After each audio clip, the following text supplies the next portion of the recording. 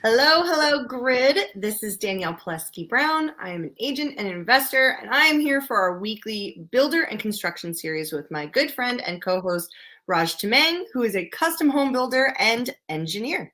So we have been on a little bit of a hiatus for the last month. Raj was out on vacation.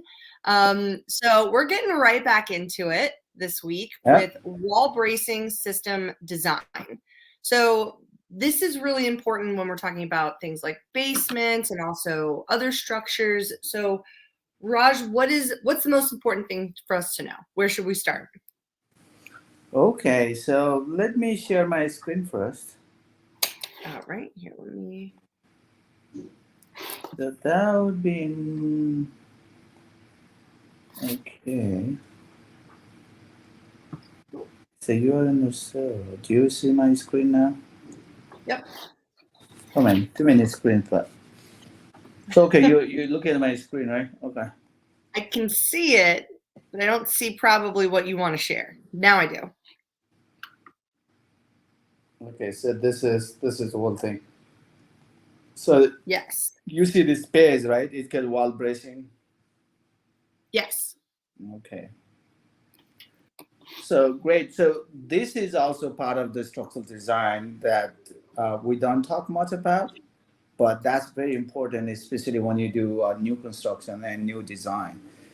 When you do renovation project, we don't talk about so much. There's a reason, but we'll probably talk about that next time. But one of the things you have to think about the single family construction, or is that so structurally. So quickly recap. So structurally, when you design a building, so you have to, we call it design loads, right? So what the design loads are, we call it the gravity load, which is gravity load is live load and the dead load. So what that live load means, the people living in the house is a live load. That's the weight of the people living in the house. The designer will tell you the building code, IRC, International Building Code, or International Residential Code, will tell you how much load you have to consider when you design a house. So same thing with the dead load is weight of the structure itself and some of the fixed fixtures in the house. Then there's another component you have to consider in the design. It's called lateral load, which is wind load or seismic load. So if you live in our area, we design for wind, but if you're in California, so you design for seismic. Even the residential construction, okay?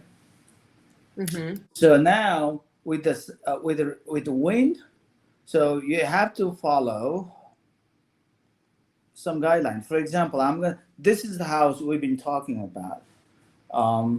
Yes. So if you look at this one, this is this is a house. Now I'm gonna go to first page, second page.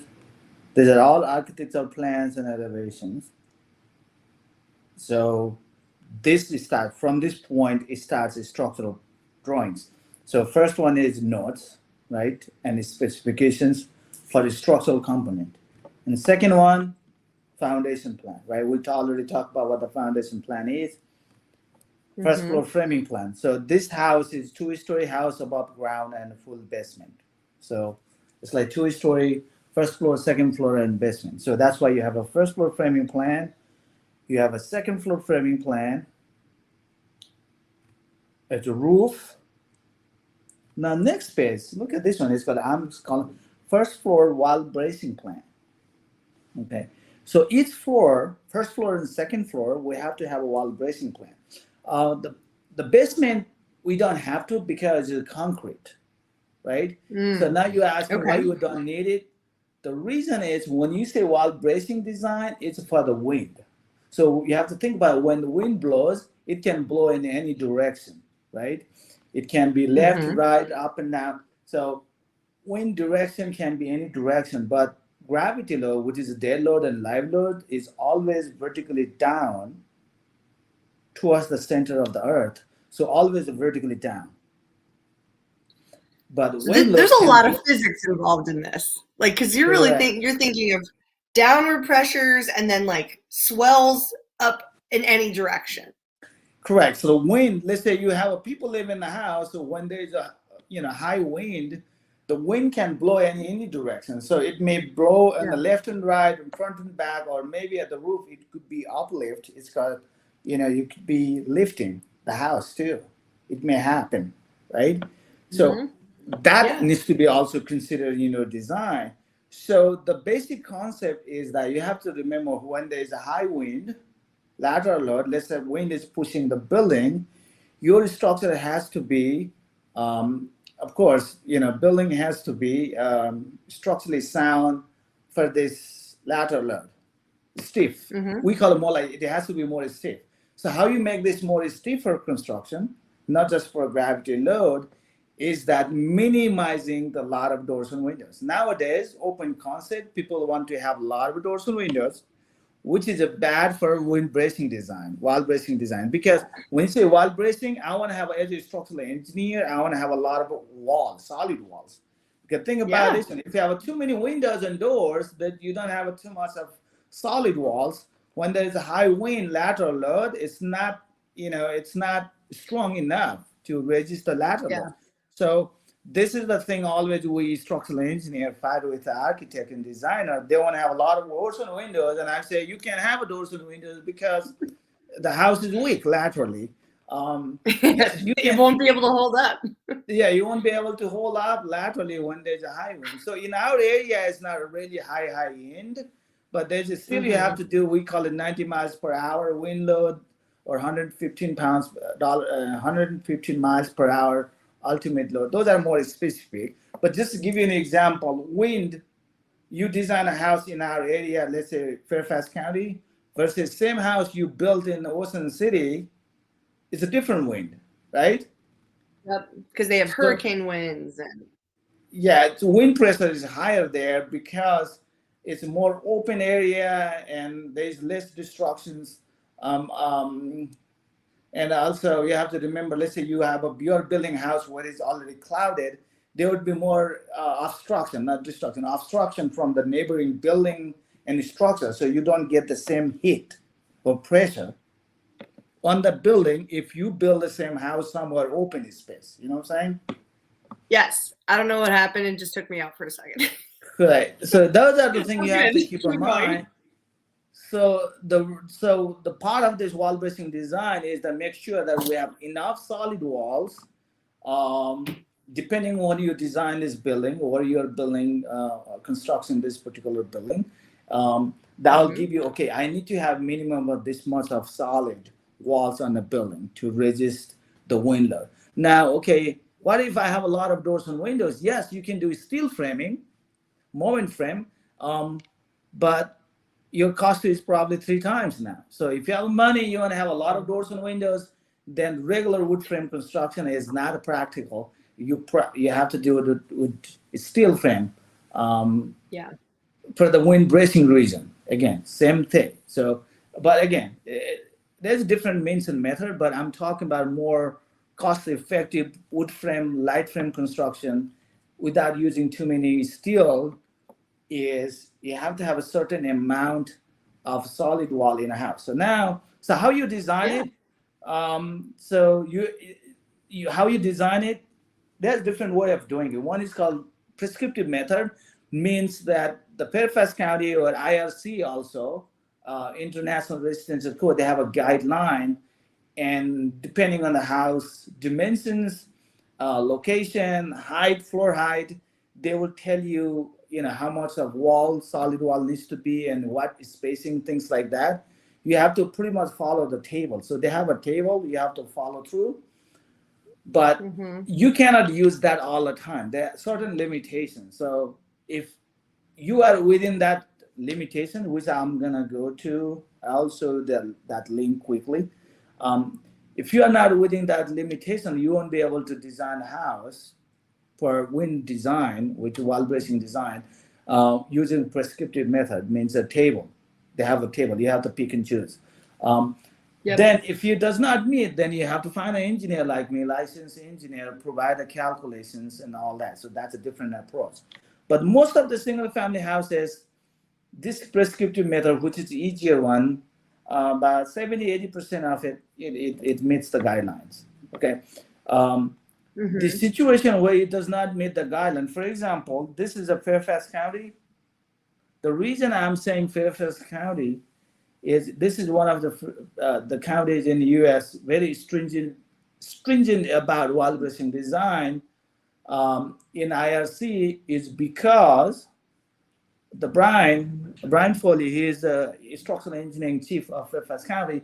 He's a board of directors on the wall bracing design for IRC. So he's the main guy, one of the main guy who's preparing these guidelines for wall bracing. That's why he's enforcing these requirements more, stringently in Fairfax County than any other county. I just want to let you know. Sure. Yeah. Well, and Fairfax County is also one of the most expensive counties to live in the entire country. Yes. So you're not talking about small homes. You're often talking about a very large home with a very large footprint. I agree. And sometimes on challenging terrain. So it would make sense that they're kind of strict and stringent about these guidelines. Guidelines, yeah. So now going back to wall bracing design. So if you go to Fairfax County, to be honest with you, if you comply with this, pretty much you will be complied with any counties in US, whatever wall bracing design is required. But like I said, in different parts of the country, like California is seismic, which is different. But in Fairfax County, we really don't have to worry about seismic for residential wall frame construction. Residential light frame construction, we don't have to worry about seismic design. But even just want to make a note that if you're designing concrete buildings or heavy structure, you still have to consider a seismic design in our area, even Fairfax County, because that's a part of the guidelines. But light frame construction, like residential construction, wood frame construction, we don't have to worry about it. Just do wall bracing. So if you look at the website, you can just type in wall bracing. I'll type it. So Fairfax County wall bracing design. If you do that, they have a link here. Like I said again, any other county you leave, you would be able to refer to this. And again, this is very much similar to IRC guideline. So go through this one. There's some link. And to be honest, we'll share this link in the comments as well. Correct. So for anyone with curiosity about that. Yeah, one of the things is they have put together this training module videos, not so video here, but the PowerPoint slide. Click on training presentation. This is what you will open. And I don't know, it looks like they have like 48 pages. Ooh. This PDF you can download for free. But again, it's just that one page has 1, 2, 3, 4, 5, 6 slides. 6 times 48. So think about how many slides you have. Yeah. Wow. That's like almost 300 slides. Correct. So they have put a lot of information about wall bracing design for residential construction. And also it said 2012, which is outdated. So now Fairfax County, many states, many counties in 2018, but basic guideline is the same. I just want to let you know, you don't say, hey, this is 2012, it's old now. The basic concept of design, maybe like 5 or 10% has changed. But if you go through this one, if you understand it, it's very detailed and some of them very graphically presented. So this is a very good reference to have. Yeah. And you have a wall bracing worksheet. So with Fairfax County, every time we submit the drawings for wall bracing, we have to do a spreadsheet. We prepare the spreadsheet. This is free. You can download, and you can do this spreadsheet for each floor for the house. And look at the drawing. For example, I also attach this spreadsheet. So this is wall bracing plan for first floor. I also included the floor plan, the calculation for the wall bracing for the first floor. So for a reviewer, it's easy how I come up with these numbers and how this spreadsheet played out. And this is the Fairfax County, and I put this Fairfax County spreadsheet. This is perfect.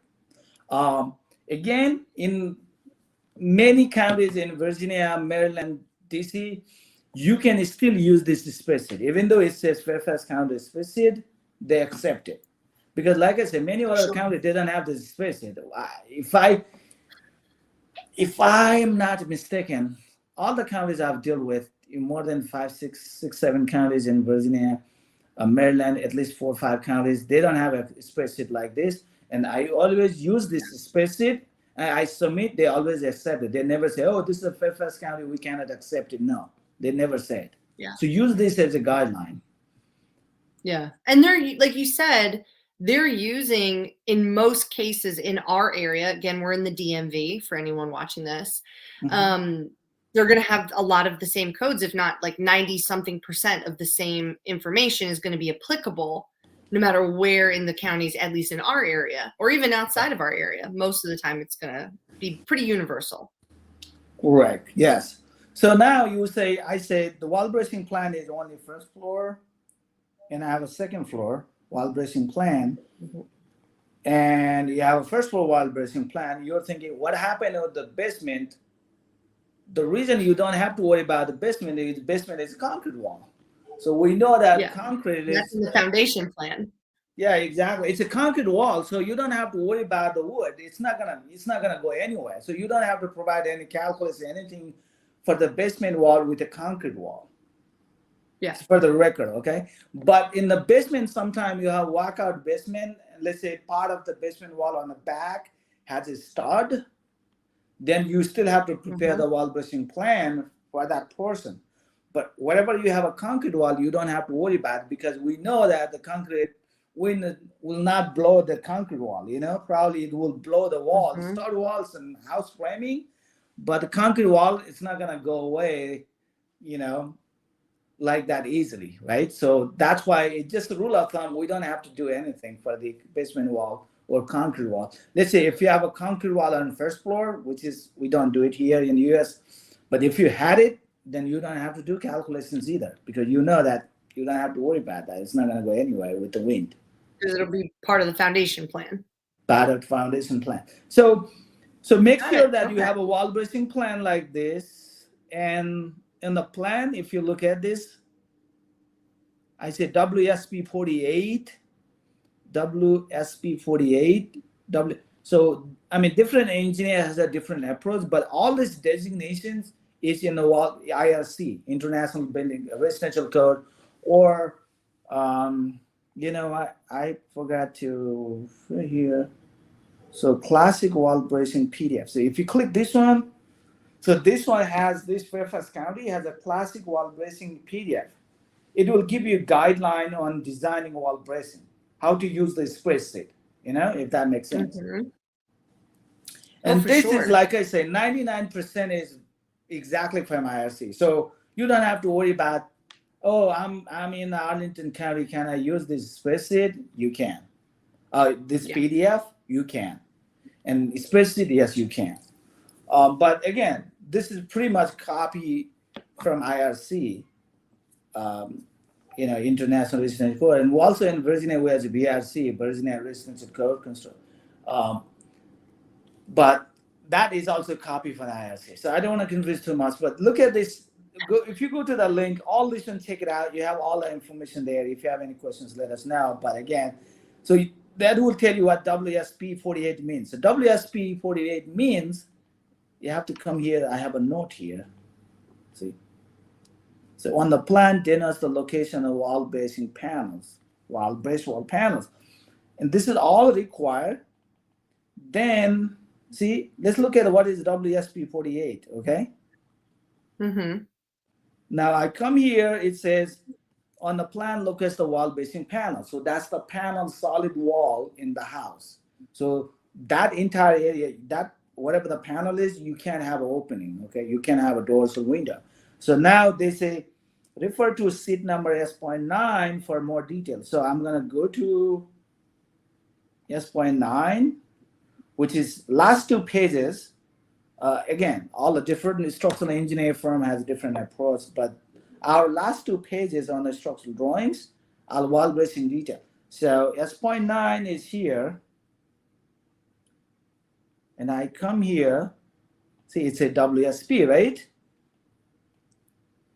So Mm-hmm. when you say WSP, it is wood structural panels. It tells me 7 by 16 inch thick OSB sitting on outside. It's a nailing pattern. And inside you have a gypsum with the nailing pattern. And this side is the length of the panel. So when I say WSP 48, that means that solid panel has to be minimum of 48 inch wide. Got it. So That's what I mean. that's just another code, like we've talked about in other episodes, where we've talked about different components that are put into these plans and what they mean. It's really just mapping to specific materials, size, dimension that create the structure that you need to hold up the property. Correct. Make sure they're structurally sound, right? So this Yeah. is also part of this, drawings where you have to pay attention. The framer has to pay attention on not just the framing and foundation plans and footings, also these panels and these panels mostly is the nailing patterns. So make sure that you put a certain nails on the boundary lines and blocks, and the spacing has to be closer so that it becomes more stiffer. Remember, I said your house should be stiffer when there's a wind load. How you make it stiffer? Make sure you have the OSB panel outside. You have gypsum board inside and properly nailed and screwed, and that'll give you the stiffness. Raj, is gypsum board also fireproof? Oh, gypsum board is fire fireproof. Yeah, the OS plywood wood is not fireproof, but there is some fire-rated plywood. But gypsum board is definitely fireproof. But this is the deal, though. So the purpose of the gypsum board is not just to, create a space inside a house, but also fire rating. So the idea is if you have a half-inch wall, usually it's half-inch gypsum board will give you about 1 hour fire rating. What that means is that if the fire happens in the room, and if you have a half-inch gypsum board around it, the gypsum board would be able to contain that fire for at least an hour. I mean, that's a lot of time, I feel like. Yeah, but the problem is that's not how the fire happens. If the fire goes into the wood, what happens now? You screw it. It's all the way to the house. So you're talking about, I have a room, I have a gypsum board. A fire happens just here, right? In this room, and this room is all framed outside and inside the gypsum. It takes a half an hour, 1 hour to spread the fire. Like I say, if you have a gypsum, but the first thing it's going to do is it's going to cast the wood frame because the window has a wood. You understand? Yep. Because you're not going to close the whole house with the gypsum without holes on it. You have doors and windows. So the fire will try to catch whatever the weaker part is, which is the wood section. Or if you have a carpet, it's going to be carpet. If you have a hardwood floor, it's going to be a hardwood floor. But again, the purpose of gypsum board is also fire rated. Yes.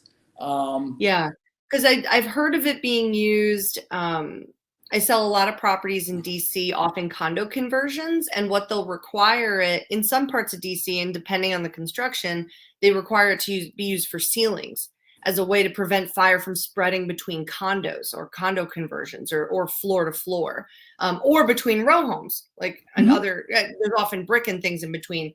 But that's why I mentioned it, just so everybody knows it's actually used also for fire prevention. It is. So especially if you have a townhouse, for example, if you have a townhouse, so the sharing wall is called a partition of party walls. You have to have more fire rated. So there is sometimes you can fire rated board, but give you the example, like I said, if you have a half-inch drywall or gypsum board, that'll give you 1 hour. I believe 1 hour or half an hour. I have to check, but at least half an hour minimum. But in commercial construction like office and other places, your requirement is high. So almost double. So what you do is instead of a half-inch, they use 2 of them. 2 gypsum board. They do it all the time.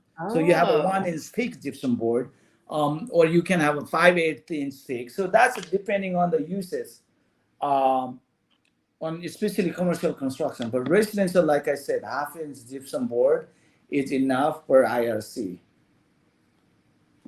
Good to know. Awesome.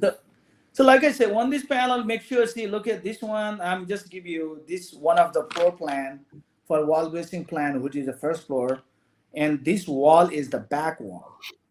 So on the back side, I'm saying WSP 48, 48, 48, 48, 48. So apparently I have a space for 48, so I'm putting this panel all along. So the framer has to make sure that they provide this panel. It's no difference. It's same thing OSB, same gypsum. They're just putting a little bit more nailing pattern. Okay. Mm-hmm. So it's not, you're not adding another 20, like $50,000 because of this panel. It just make sure that you have to have these panels with more nailing pattern and comply with the details. Like I said, last 2 pages. So I'll tell you the detail, how to nail.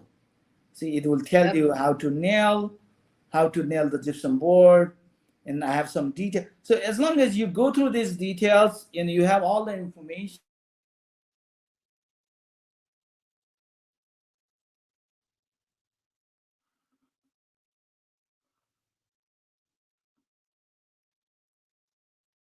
Oh no, Because Raj. it's concrete. Oh, there you go. So I'm back? Yep, you're back. Okay, so as long as you have all these details. That was the last thing I heard you say. Like I say, as long as you have all this detail in place, you should be able to do it, right? So unless you don't understand it, but not just the framing plan and foundation plan, you have to look for this wall bracing plan and details and information for residential construction. That's what I would say. Yeah. And it's pretty amazing how these plans have that much detail, even going into nailing patterns. It kind of goes to show you, as someone who's not an engineer, I think it's very helpful how mapped out all of this is. And I think as we've gone through this series, I'm pleasantly surprised exactly how thorough these plans are. It's not just a drawing. It really does say a lot more than that on here, and it really is a series of instructions on exactly how to build something. So thank you so much for going through this. This has been very helpful as usual. And next week we're going to continue talking about different types of engineering methods when it comes to wall design and plans, and we're going to go into some more details. So we'll see you guys next week, 1 o'clock at our usual time. Okay, sounds good. Thank you so much. Thanks, See you next week. Bye. Bye-bye.